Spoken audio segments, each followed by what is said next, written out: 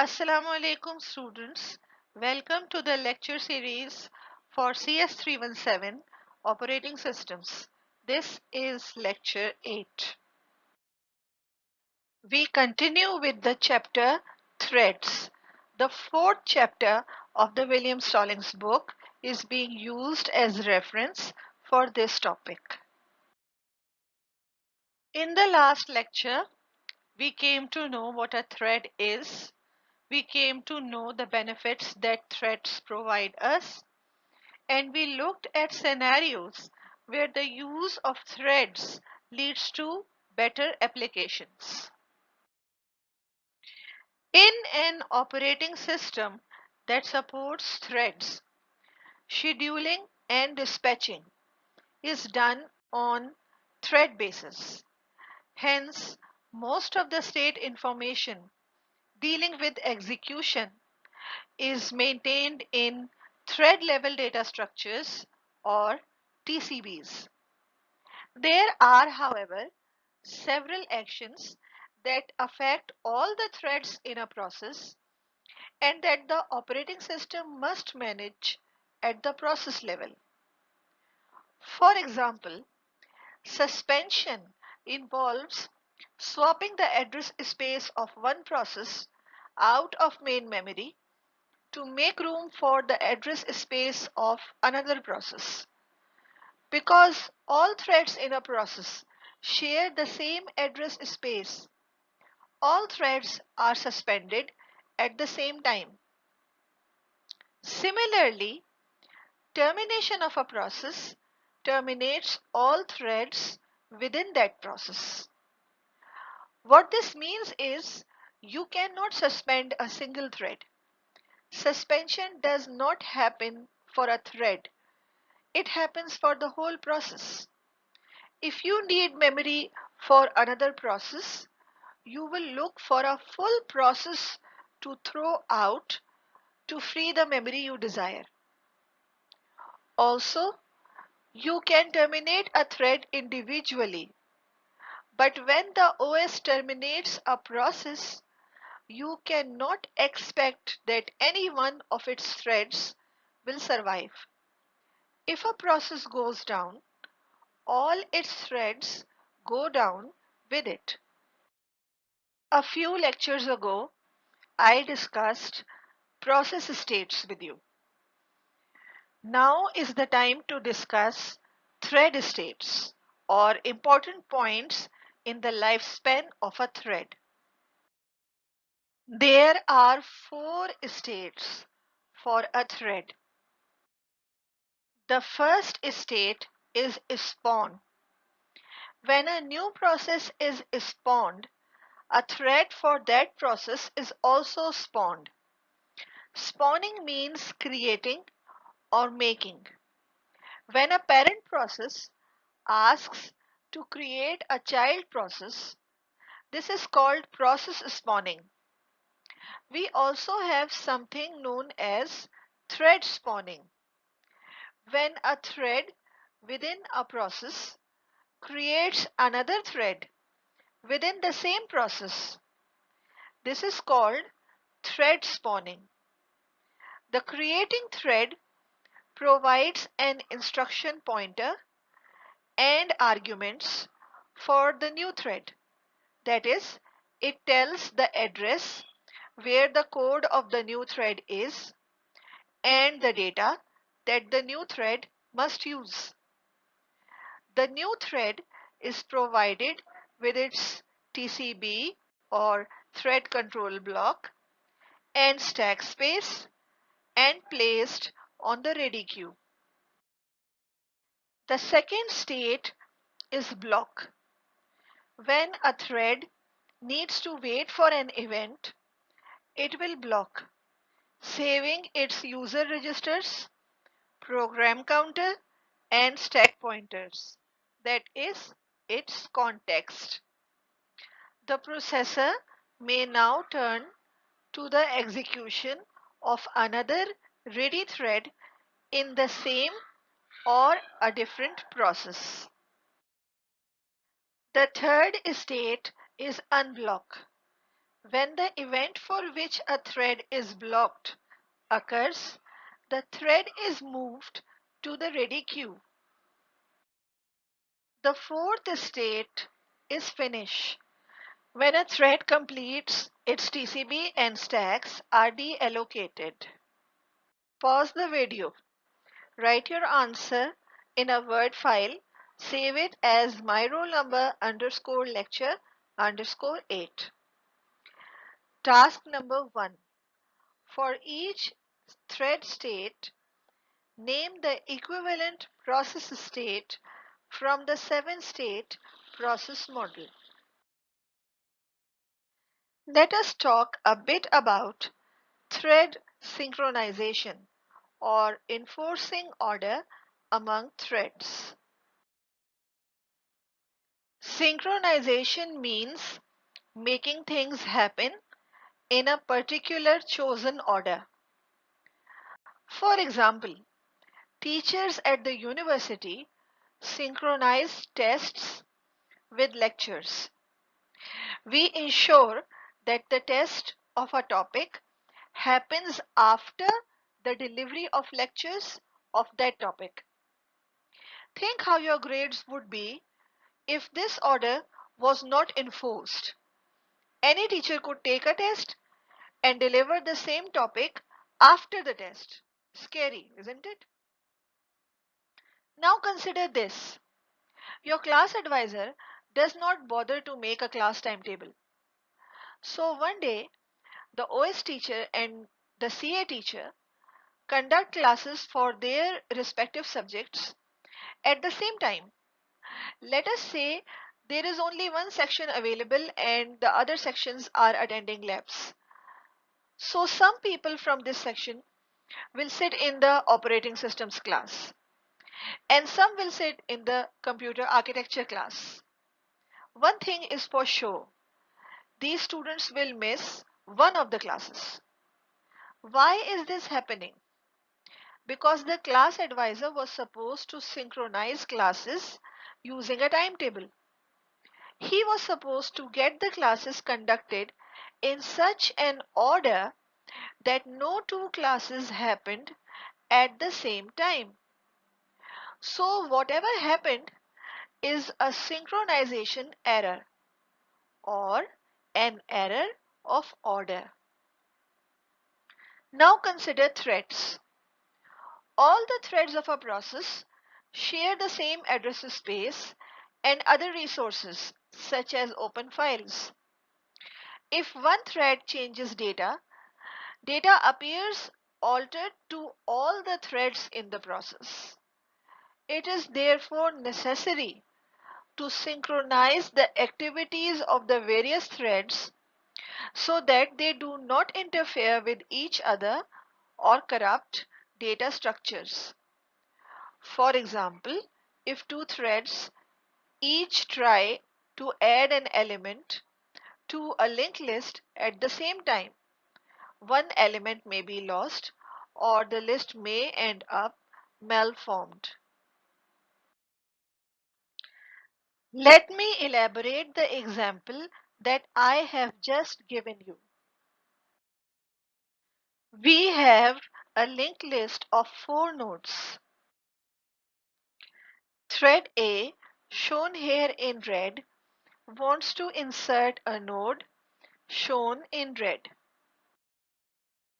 Thread A takes the 4-node linked list as input and inserts the red node.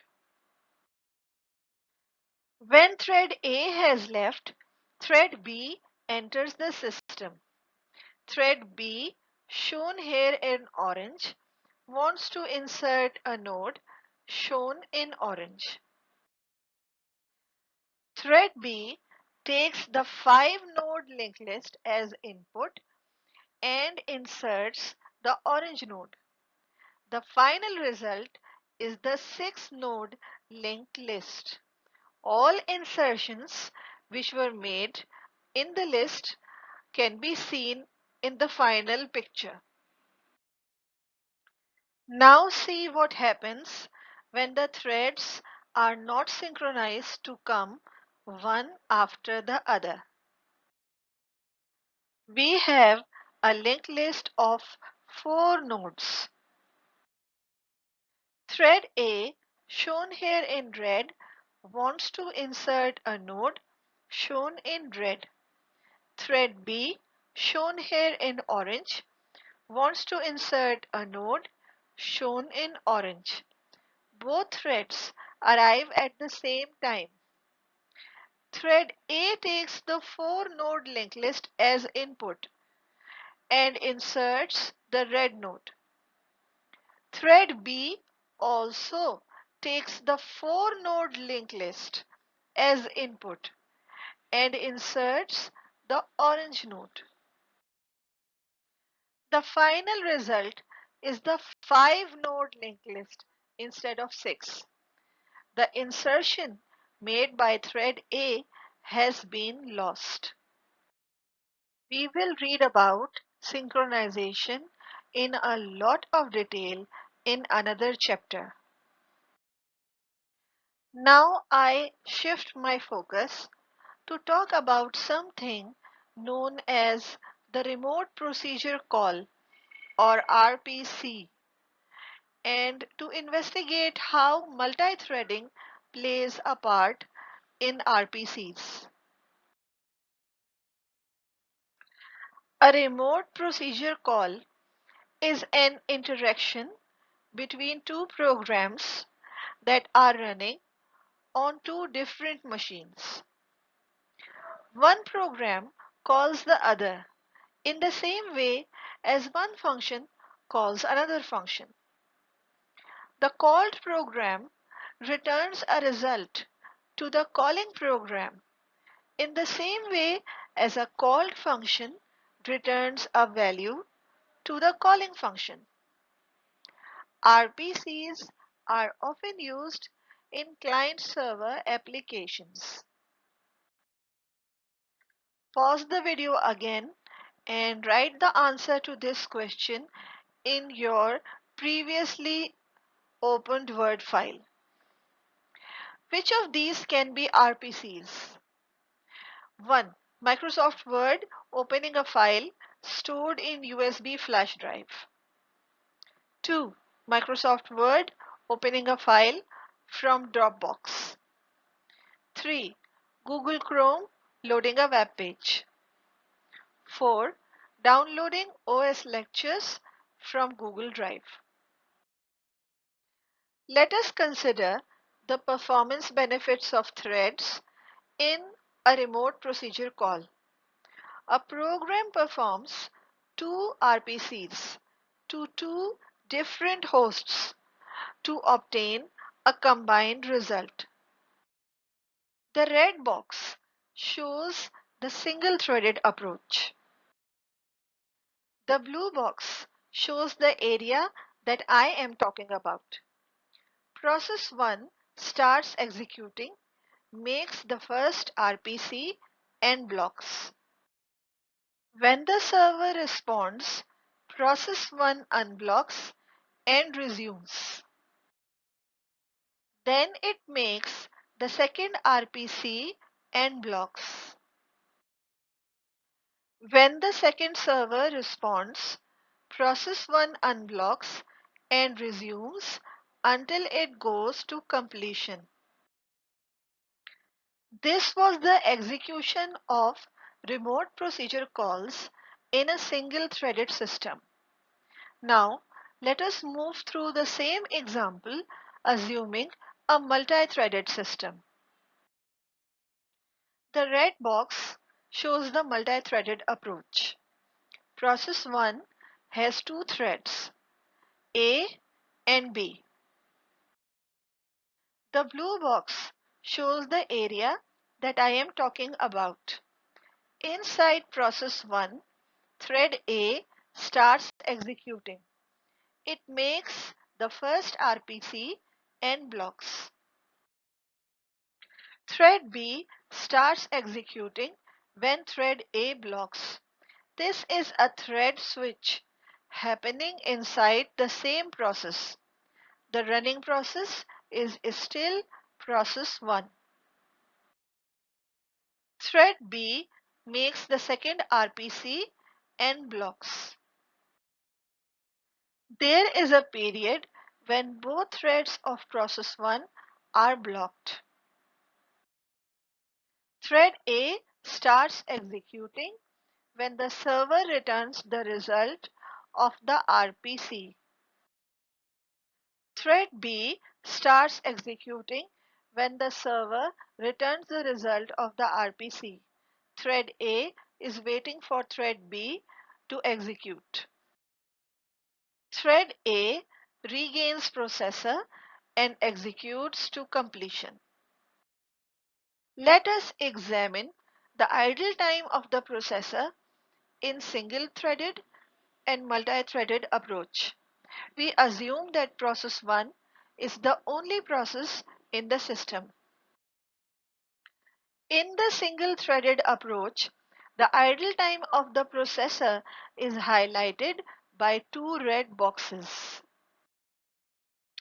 In the multi-threaded approach, the idle time of the processor is highlighted with a blue box. We can see that the idle time of the processor is greater in the single-threaded system than in the multi-threaded system. What does this teach us? If we want to write an application which will make many remote procedure calls, writing it using the single-threaded approach is a bad idea. As we have seen, the process blocks for each RPC, one after the other, and the total blocking time of the process is the sum of the blocking times for all RPCs. If we write the application as a multi-threaded process, that is a process containing many threads, we will see that when one thread blocks, another starts executing. The blocking times of RPCs will overlap, resulting in a much lesser overall blocking time. Now let us talk about types of threads or the different ways of implementation of threads. There are two types of threads: user level threads or ULTs and kernel level threads or KLTs. KLTs are also called kernel supported threads or lightweight processes. Lightweight processes are referred to in literature as LWP. There are three ways in which threads are implemented and used. One way of implementing threads is by employing user level threads. Another approach is to implement kernel level threads. The third is a combined approach which implements both user and kernel level threads. We look at these approaches one by one. User level threads. In a pure ULT facility, all the work of thread management is done by the application and the kernel is not aware of the existence of threads. Any application can be programmed to be multi-threaded by using a threads library, which is a package of routines for ULT management. The threads library contains code for creating and destroying threads, passing messages and data between threads, scheduling thread execution, and saving and restoring thread contexts. By default, an application begins with a single thread and begins running in that thread. This application and its thread are allocated to a single process managed by the kernel. Before we go any further, I need to give you an example of the threads library. There are various threads library which help you create threads within your programs. One library is called the POSIX thread library. Then there is the Win32 threads library. And then there is the Java threads library. At any time that the process is in the running state, the application may spawn a new thread to run within the same process. Spawning is done by invoking the spawn utility in the threads library. Control is passed to that utility by a procedure call. Threads library creates a TCB for the new thread and then passes control to one of the ready threads within this process using some scheduling algorithm. When control is passed from the thread to the library, the context of the current thread is saved. When control is passed from the library to a thread, the context of that thread is restored. The context essentially consists of the contents of user registers, the program counter, and stack pointers. All the activity of thread management takes place in user space and within a single process. The kernel is unaware of this activity. The kernel continues to schedule the process as a unit and assigns a single execution state, ready, running, blocked, etc., to that process. For the OS, threads created by the threads library do not exist. It cannot see them at all. It only recognizes the process. ULTs can run only when their containing process is chosen for execution by the operating system.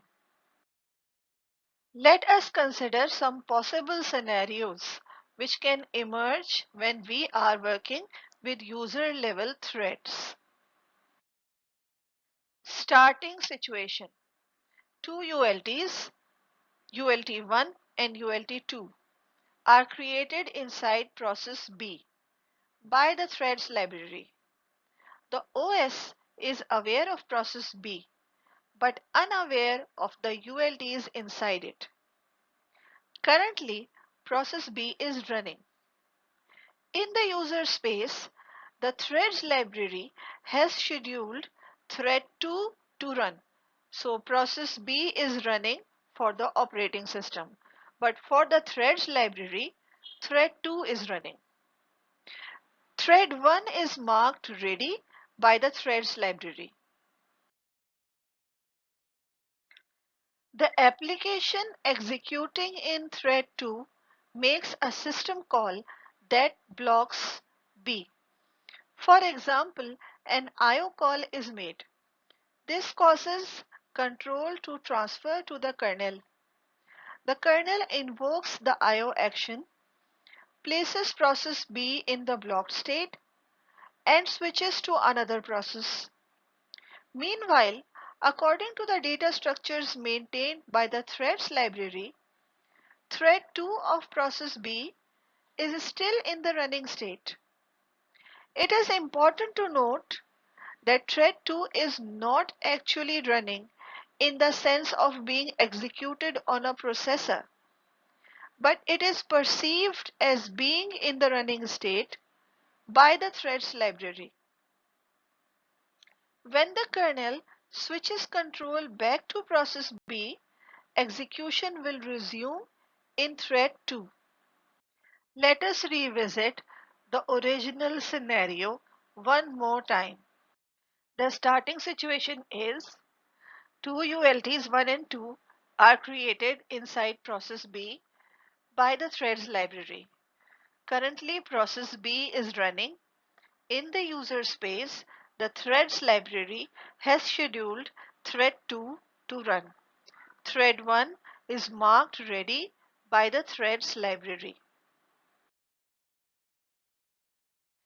A clock interrupt passes control to the kernel, and the kernel determines that the currently running process B has exhausted its time slice. The kernel places process B in the ready state and switches to another process. Meanwhile, according to the data structure maintained by the threads library, thread 2 of process B is still in the running state. When the kernel switches control back to process B, execution will resume in thread 2. Let us revisit the original scenario a third time. The starting situation is two ULTs 1 and 2 are created inside process B by the threads library. Currently, process B is running. In the user space, the threads library has scheduled thread 2 to run. Thread 1 is marked ready by the threads library. Thread 2 has reached a point where it needs some action performed by thread 1 of process B. Thread 2 enters the blocked state and thread 1 transitions from ready to running. The process itself remains in the running state. The thread switch is visible to the threads library but invisible to the kernel, who only knows that process B is running. Let us look at how a process containing ULTs fares when it is interrupted. A process can be interrupted either by exhausting its time slice or by being preempted by a higher priority process while it is executing code in the threads library. A process may be in the midst of a thread switch from one thread to another when interrupted. When that process is resumed, execution continues within the threads library, which completes the thread switch and transfers control to another thread within that process. So, what are the advantages of user level threads?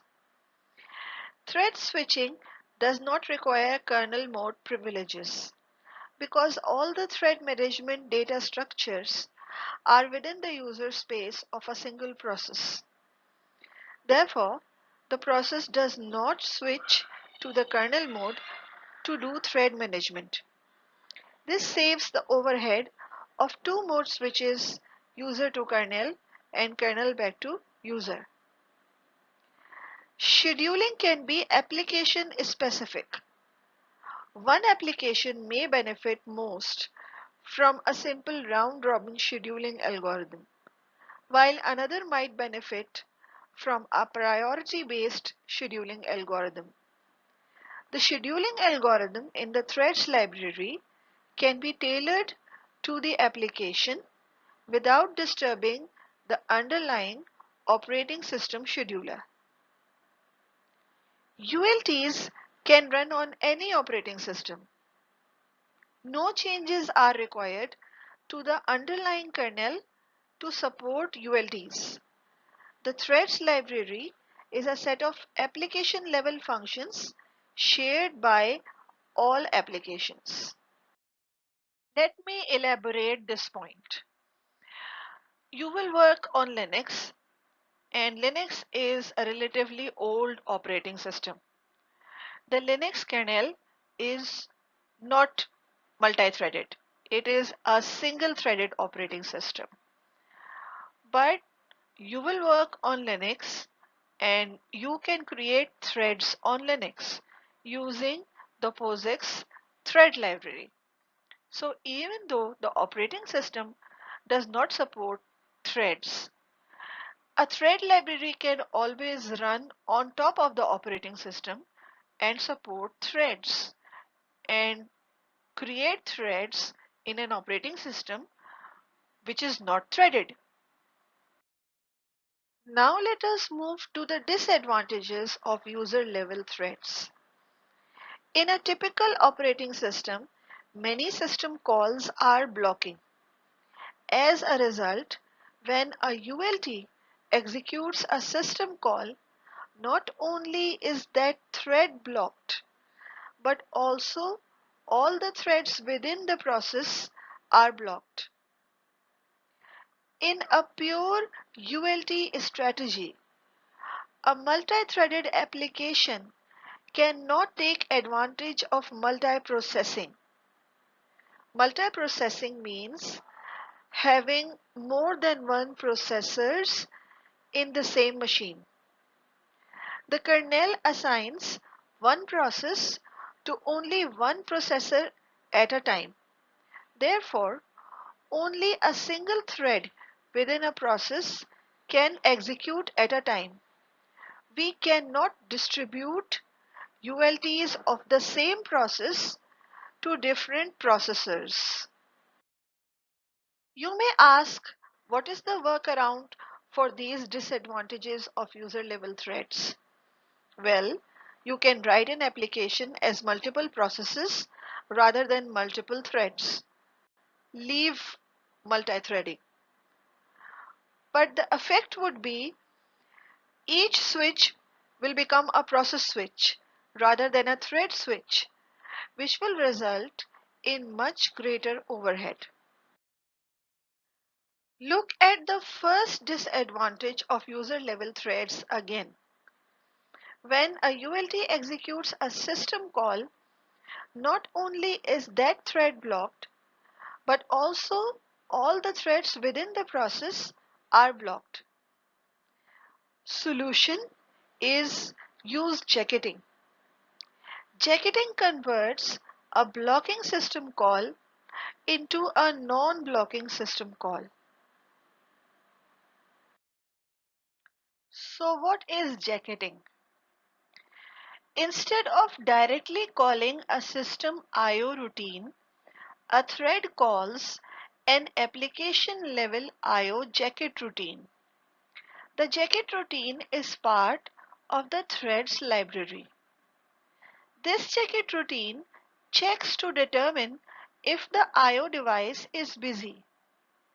If it is, the thread passes control through the threads library to another thread. When this thread later is given control again, the jacket routine checks the I/O device again. A ULT asks for an I/O device. Seeing that the device is busy, the operating system blocks the ULT, and this leads to blocking of the whole process. This is what we do not want. Instead of asking the OS for the I/O device, the ULT asks a jacket I/O routine in the threads library to check the status of the required I/O device in the I/O tables of the operating system. If the I/O tables reflect that the device is idle, the jacket I/O routine reports this status. The ULT makes the I/O call. The device is granted to the ULT, which continues execution. Neither the ULT is blocked nor the process is blocked. If the I/O tables reflect that the device is busy, the jacket I/O routine reports this status.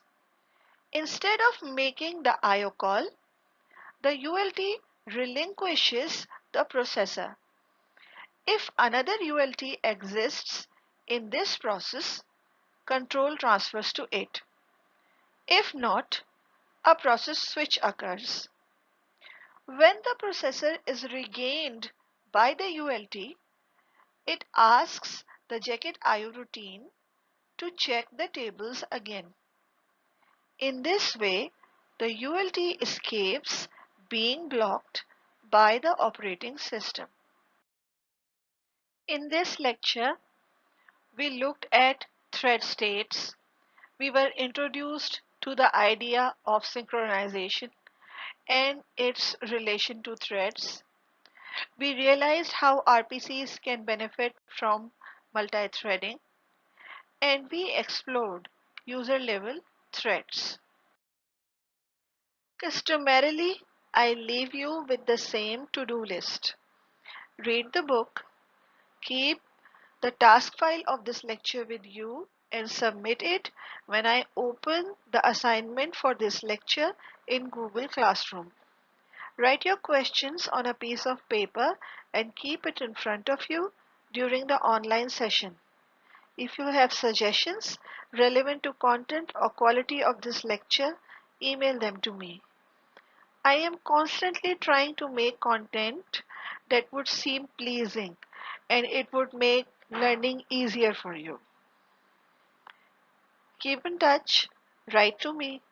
I love you. Allah Hafiz.